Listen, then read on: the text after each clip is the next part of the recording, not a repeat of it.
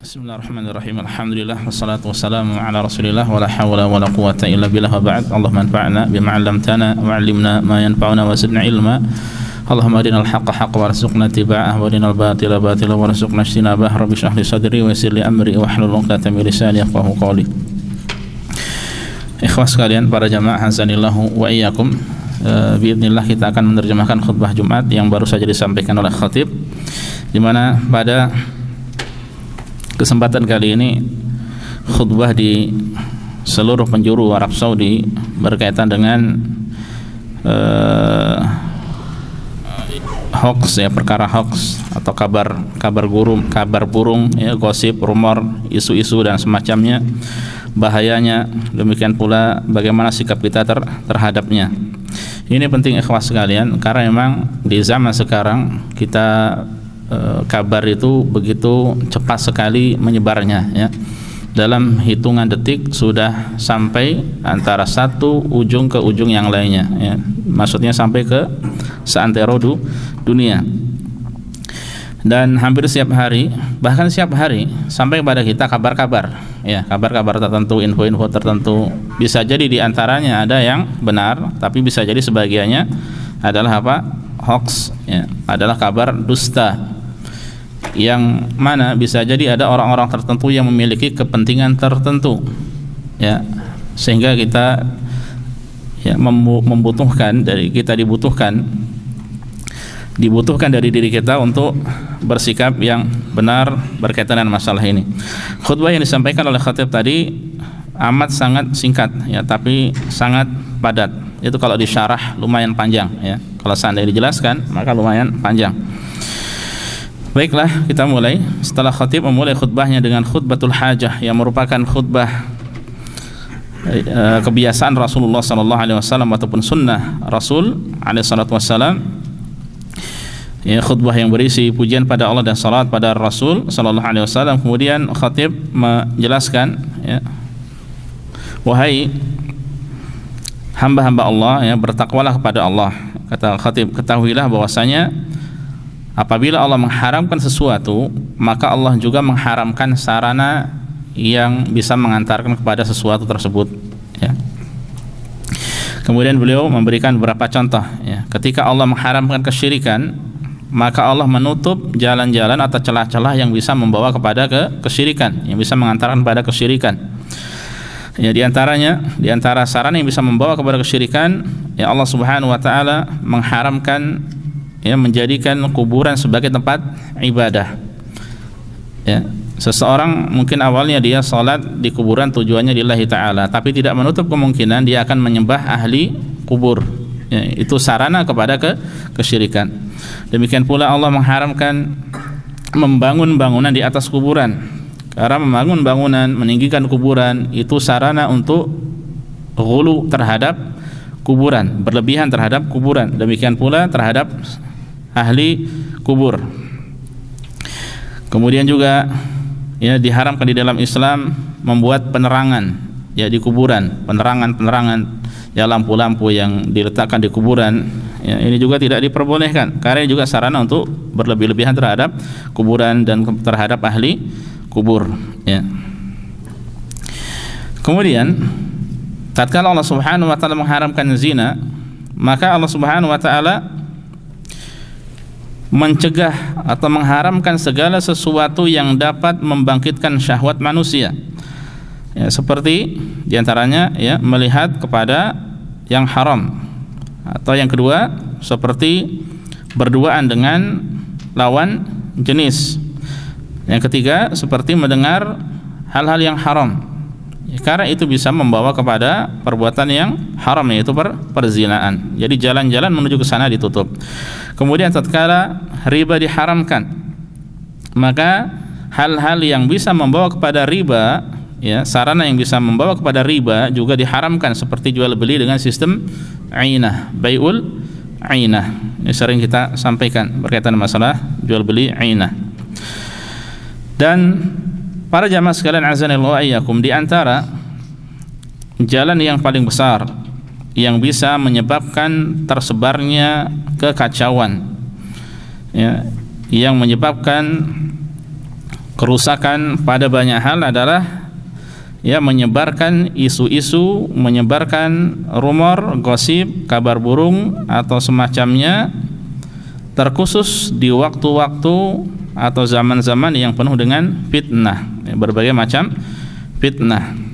Padahal sebaliknya, namanya umat itu sangat butuh untuk disatukan, ya, sangat butuh untuk disatukan, dan keamanan itu kita sangat membutuhkan keamanan. Keamanan jangan sampai dirusak, ya. Ketika keamanan rusak, maka ibadah pun tidak akan bisa khusyuk, ya.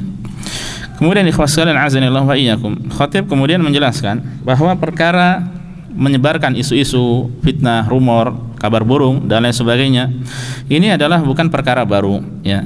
Ini adalah perkara yang sudah banyak dilakukan oleh orang-orang yang benci dengan Islam, ya, termasuk musuh-musuh para nabi dan rasul dahulu, ya. Rasulullah SAW betapa banyak kabar-kabar buruk yang disematkan kepada beliau sebagai seorang penyair, sebagai seorang yang gila, sebagai tukang sihir, ya. Demikian pula Nabi Musa juga dijuluki sebagai tukang sihir, ya. Nabi Sulaiman juga dijuluki tukang apa? Sihir, dan lain banyak, ya. Dari para nabi dan rasul banyak, termasuk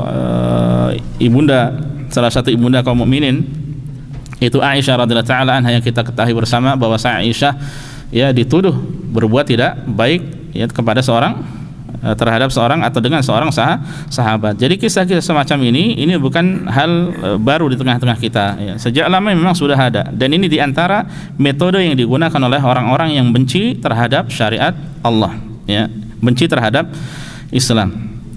Ya, jadi banyak di kitabullah, ya, di kitab Al-Quran, demikian pula di sunnah Rasul sallallahu alaihi wasallam ataupun di hadis-hadis yang menjelaskan masalah ini, kisah-kisah para nabi dan rasul, ya. Sehingga dampaknya apa? Ini bisa menghambat perjalanan dakwah para nabi dan rasul, ya. Ini bisa menjadi penghambat dakwah para nabi dan rasul, demikian pula bisa menjadi penghambat dakwah para pewaris nabi dan rasul, yaitu ya para ulama, Nah, kita bisa memperhatikan, ya, betapa banyak tuduhan-tuduhan yang keji yang ditujukan kepada para ulama.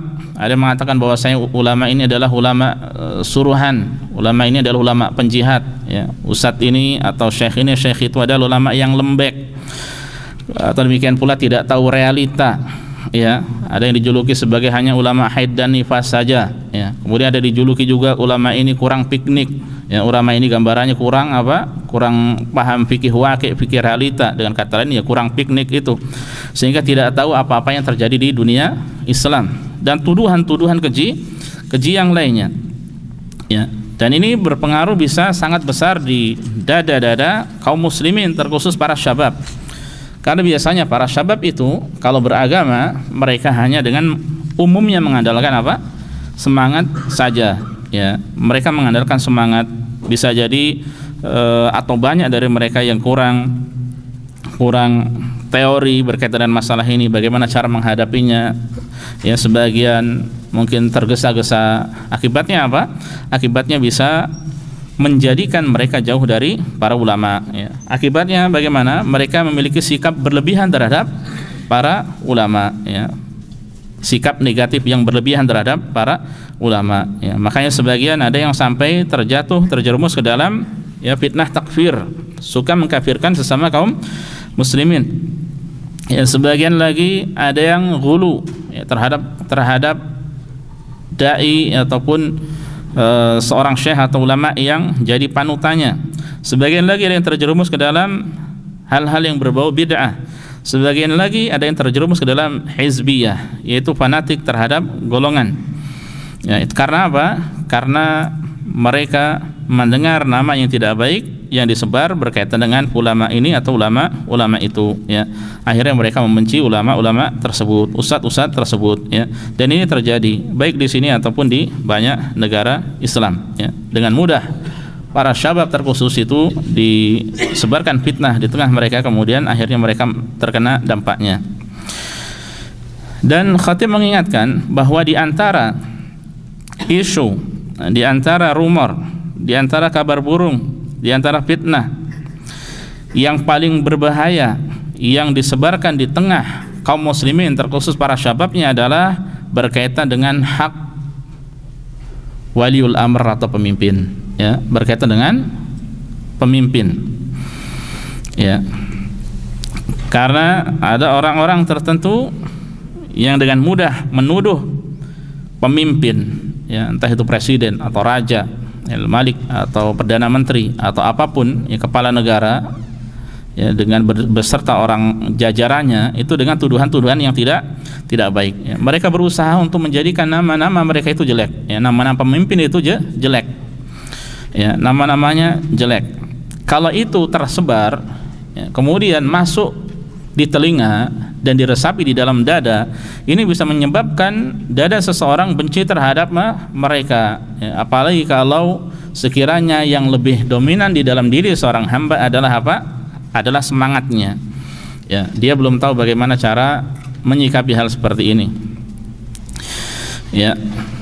Nah, ini sekali lagi bisa menyebabkan apa? Emosi, menyebabkan dada bergejolak, seakan-akan nanti menjadi bom waktu, tinggal nunggu waktunya. Kalau tiba waktunya untuk unjuk rasa atau untuk unjuk gigi ataupun untuk menyampaikan sikap ataupun perasaan ataupun yang hal-hal yang semacamnya, maka ini bisa berbuat kerusakan yang banyak di atas muka bumi ini, ya, terkhusus negeri-negeri yang berkaitan, ya.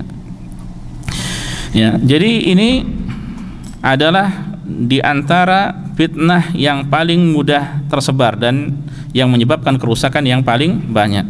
Makanya Khatib mengatakan bahwasannya adalah senjata orang-orang yang ingin membuat kerusakan, senjata musuh-musuh Islam, senjata mereka dalam memecah belah persatuan kaum muslimin, ya.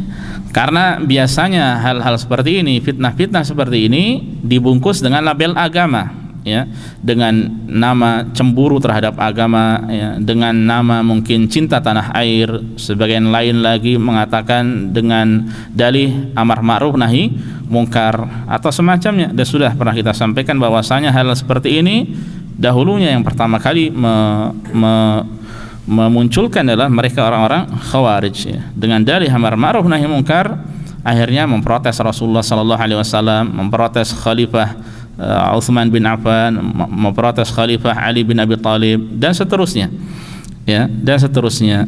Nah, ini, ya, ini yang bisa kita saksikan bersama, kita lihat di tengah-tengah kita apabila kita memahami masalah ini.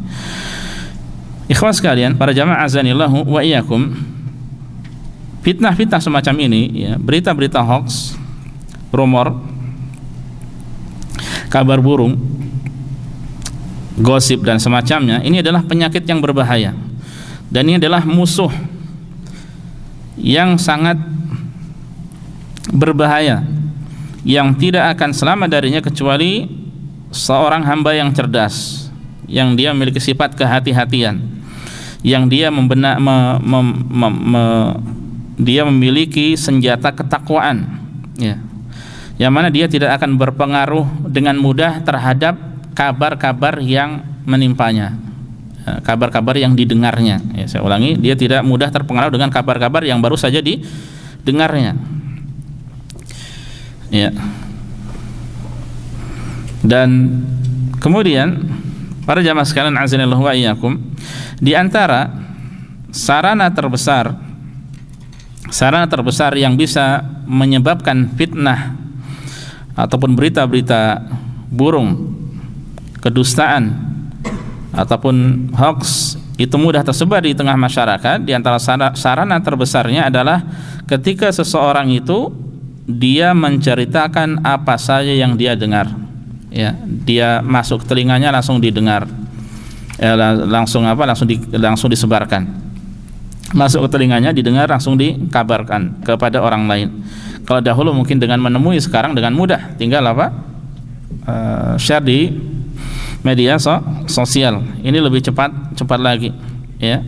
Dan ini saya sangat merasakan sekali bagaimana fitnah ketika, ya, sekitar, ya, sebulan 2 bulan ini, ketika ada gejolak di Palestina, ya, dengan mudah kabar-kabar yang tidak baik ini menyerang orang-orang yang berusaha untuk lurus, menyerang negara Arab Saudi.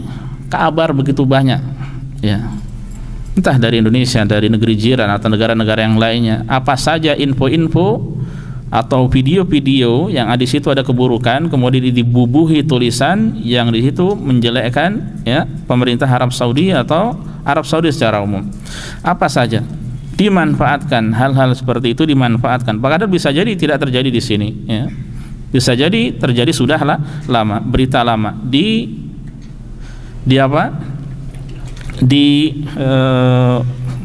disebarkan lagi, apa istilahnya, ya, diangkat lagi, ya, diangkat lagi, dan itu banyak sekali, ya. Makanya bisa jadi kalau kita mendapati hal ini tidak ada cara kecuali kita banyak-banyak beristighfar pada Allah, bertobat pada Allah, banyak-banyak mendekatkan diri pada Allah, memohon agar mereka itu mendapatkan hidayah, mendapatkan petunjuk, ya, karena begitu mudah mereka mendapatkan kabar langsung di-share kepada orang lain. Kemudian ikhwas sekalian azanillah wa iyyakum, apabila seorang itu dia menyebarkan apa saja yang dia dengar tanpa ada tasabbut, tanpa ada tabayyun, tanpa dia teliti terlebih dahulu, maka tidak bisa dielakkan bahwa dia akan menyebarkan kabar dusta dan kebenaran, ya. Bisa jadi yang kabar yang disampaikan adalah kabar dusta atau bisa jadi kabar benar.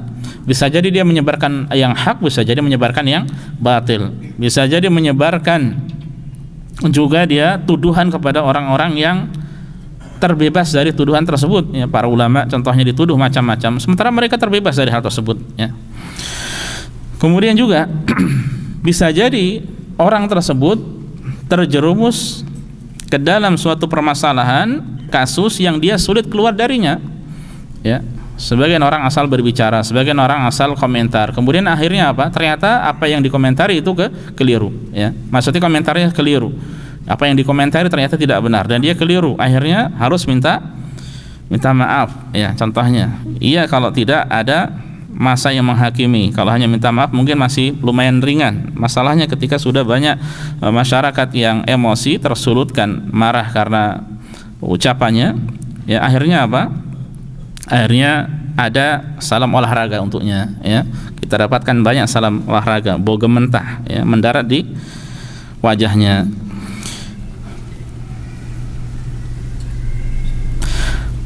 Karena ketika ada kabar-kabar seperti itu kemudian di-share, disebarkan, maka akan lebih mudah tersebar di umumnya manusia, ya. Kemudian para jamaah sekalian azanillahu wa iyyakum, apabila seseorang dia menukil atau menyampaikan atau share kedustaan, maka dia bisa disebut sebagai kadzab atau seorang pendusta. Dia juga bisa disebut sebagai orang yang menyebarkan kedustaan, ya. Apabila dia menyebarkan ghibah, maka dia bisa disebut sebagai orang yang melakukan ghibah, ya, menyebarkan ghibah. Apabila yang disebarkan adalah kabar namimah, seputar adu domba, maka dia bisa termasuk sebagai orang yang melakukan namimah, orang yang menyebarkan namimah. Apabila dia menyebarkan fatwa-fatwa yang keliru, ya, kalimat-kalimat yang keliru, ya, maka dia termasuk dari orang yang berkata tanpa ilmu, apalagi dia menyebarkan di tengah manusia, ya. Maka ini bahayanya bisa sangat-sangat besar, ya. Mengapa demikian? Karena dia berbicara sebelum tabayyun, berbicara sebelum tasabbut, berbicara sebelum mengecek dan meneliti kabar yang ada, ya, sehingga dia tahu apakah kabar tersebut baik atau tidak, ya. Seandainya dia mengecek terlebih dahulu, biidznillah dia akan selamat, ya, dunia, demikian pula selamat di akhirat. Makanya yang wajib para jamaah sekalian azanillahu wa iyyakum, yang wajib bagi kita semua adalah melaksanakan perintah Allah Subhanahu wa taala, ya, sebagaimana yang Allah Subhanahu wa taala firmankan di dalam surat Al-Hujurat,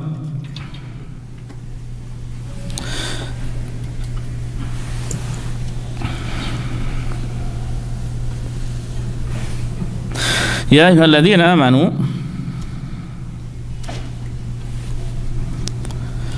in ja'akum fasiqun binaba'in fatabayyanu an tusibu qauman bijahalatin fatusbihu ala ma fa'altum nadimin.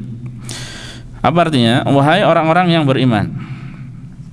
Ini berarti sebagai khitab bagi orang-orang yang beriman.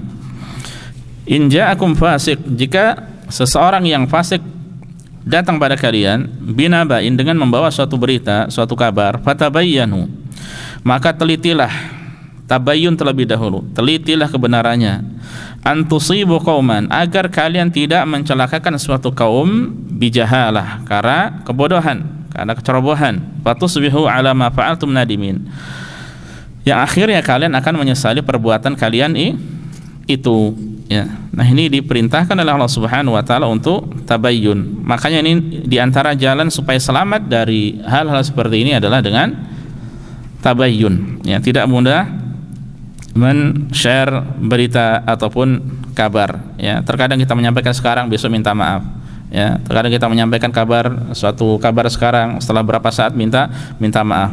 Yang terbaik sudah ditahan terlebih dahulu, ya. Bahkan seandainya kita tidak share, orang-orang akan tahu dari sumber-sumber yang lainnya, insya Allah, ya, tidak lewat kita, sehingga kita tidak akan, ya, minta maaf atau tidak keliru dalam bersikap, ya.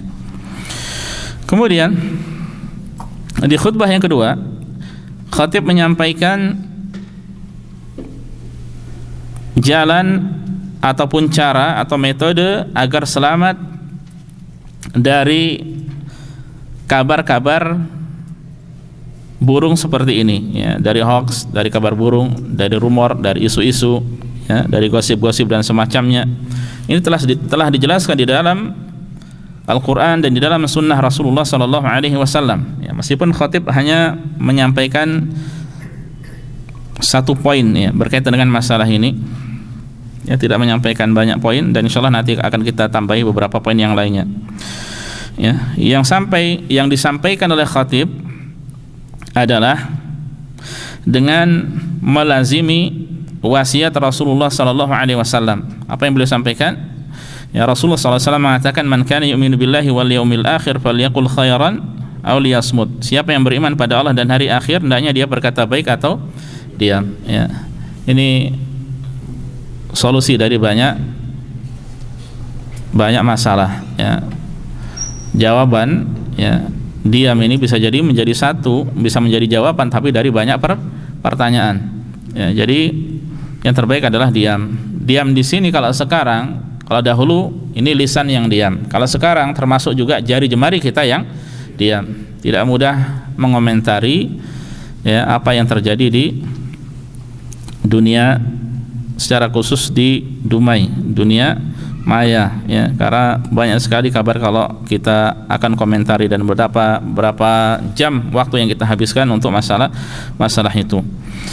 Umar bin Khattab radhiyallahu ta'ala anhu mengatakan, man kathura kalamuhu kathura saqatuh. Siapa yang banyak berbicara, ya, siapa yang banyak berbicara maka akan banyak salahnya. Wa man kathura saqatuhu kathura dhunubuhu, dan siapa yang banyak salahnya maka akan banyak dosanya, ya. Kemudian khatib juga menyampaikan, ya, ucapan seseorang, ya, ma nadimtu ala sukuti marrah walakin nadimtu ala al-kalami mirara, ya, aku tidak pernah sama sekali menyesal karena diam, tapi aku sering menyesal karena apa? Ucapan, ya. Orang diam dia tidak akan menyesal, insyaallah ta'ala, selama diamnya itu benar, ya, selama diamnya benar. Tapi kalau orang berbicara, betapa banyak seorang itu menyesal karena apa? Karena dia setelah berbicara, ya. Terkadang inilah yang kita lakukan, tidak usah jauh-jauh berkaitan dengan masalah seperti ini, ya, isu-isu di dalam kehidupan kita sehari-hari, rumah tangga, sama teman dan sebagainya. Kita berharap seandainya tadi saya itu diam, seandainya saya itu diam, seandainya saya itu lebih memilih untuk diam, nih saya akan selamat. Seandainya saya diam maka tidak akan terjadi hal ini. Seandainya saya diam nih saya tidak akan terjadi pertikaian mungkin dengan orang ini, orang itu. Seandainya saya diam tidak akan terjadi percekcokan dengan mungkin keluarga. Seandainya saya diam tidak akan terjadi dengan masalah dengan orang lain, ya.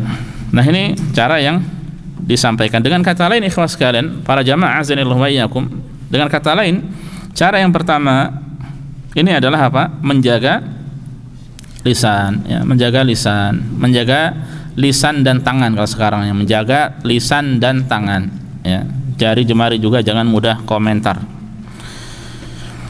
Kemudian yang kedua, kita akan sampaikan secara singkat. Yang kedua adalah berakhlak mulia, berusaha mempraktekkan akhlak yang mulia. Ini juga adalah solusi, ya, cara untuk terhindar dari fitnah. Ya, kita senantiasa berusaha untuk berakhlak dengan akhlak yang mulia. Dan poin yang pertama masuk juga ke sini, ya, termasuk menjaga lisan, berperilaku yang baik, ya, termasuk juga akhlak-akhlak yang lainnya yang banyak di dalam Islam. Yang ketiga, berhati-hati dari ghibah dan namimah, ya. Berhati-hati dari ghibah dan namimah. Ghibah, namimah, dan namimah juga bisa menjadi fitnah. Yang keempat, husnudzan kepada sesama muslim, ya, husnudzan termasuk kepada para pemimpin, termasuk kepada para ulama, ya. Kita hendaknya husnudzan kepada mereka. Kabar-kabar apa saja yang diangkat berkaitan dengan masalah mereka, ya, maka sikap yang pertama yang harus kita ada padanya adalah apa? Yang harus ada pada kita adalah husnudzan. Kemudian yang kelima, tasabbut dan tabayyun, meneliti kabar yang ada dengan baik, ya, diteliti terlebih dahulu. Tasabbut dan tabayyun. Poin keenam, ini sangat-sangat penting. Apa itu? Kuatkan keimanan kepada hari akhir. Terus pupuk keimanan kepada hari akhir. Maksudnya bagaimana? Ya, harus kita yakini dengan benar bahwa segala perilaku, tindak tanduk, ucapan, demikian pula komentar kita itu akan ada pertanggungjawabannya, akan ada hisabnya meskipun sedikit. Ya, tapi hati-hati, meskipun sedikit itu bisa menjadi fitnah di tengah orang, ya. Terkadang orang berkomentar sedikit tapi itu bisa menjadi fitnah di tengah orang banyak. Makanya kuatkan keimanan pada hari akhir. Ini beriman pada Allah dan beriman pada hari akhir, ini akan menjadi banyak dari solusi, ya. Makanya tadi di hadis yang pertama yang disampaikan oleh khatib tadi, man kana yu'minu billahi wal yaumil akhir falyaqul khairan aw liyasmut, di situ dikatakan, ya, Rasul mengatakan siapa yang beriman pada Allah dan hari akhir, siapa yang beriman pada Allah dan hari akhir. Karena keimanan kepada hari akhir ini akan menjadikan seorang dia lebih bijak insya Allah dalam bersikap, ya, dalam berbicara. Tidak asal berbicara, tidak asal komentar. Yang ketujuh, mengembalikan urusan kepada ahlinya, ya. Siapalah kita, bukan siapa-siapa kita ini, orang awam, penuntut ilmu yang kita banyak salahnya. Kalau ada masalah-masalah besar, serahkan pada ahlinya, ya. Tidak langsung mudah di-share, tidak langsung kita komentari, tidak langsung kita jawab, ya, tapi serahkan pada ahlinya. Kalau dalam masalah agama, serahkan pada para ulama dan para ustadz. Dan yang kedelapan, yang terakhir, hendaknya kita berpikir lebih jauh tentang akibat menyebarkan fitnah, ya. Meskipun seorang bisa jadi niatnya bukan untuk menyebarkan fitnah, tapi dia hendaknya memikirkan lebih jauh bahwasanya fitnah, ya, bahwasanya fitnah itu banyak keburukannya, ya, banyak dampak buruknya. Nah, ini ikhwas sekalian, para jamaah azanillahu wa iyyakum, yang bisa disampaikan dari khutbah khatib tadi menjadi nasihat bagi kita semuanya untuk lebih berhati-hati dalam menyikapi berita-berita yang ada, ya, dengan tambahan beberapa poin berkaitan dengan bagaimana cara diri kita agar terhindar dari fitnah, ya. Dan semoga Allah Subhanahu wa taala, kalau mau ditambahkan lagi, kita mohon pada Allah dengan kata lain doa, ya, semoga Allah Subhanahu wa taala menjaga diri kita, menjaga lisan kita, tangan kita, anggota tubuh kita dari hal-hal yang buruk, dan semoga Allah Subhanahu wa taala menjauhkan kita dari segala fitnah baik yang lahir maupun yang batin. Allahumma inna na'udzubika minal fitan ma dhahara minha wa ma batan. Allahumma amin. Nah, ini saja para jamaah sekalian, azanillah wa iyyakum, yang bisa disampaikan pada kesempatan kali ini dari khutbah khatib ya. Semoga bermanfaat bagi kita semuanya. Wassallallahu ala nabiyyina Muhammad wa sallama tasliman katsira.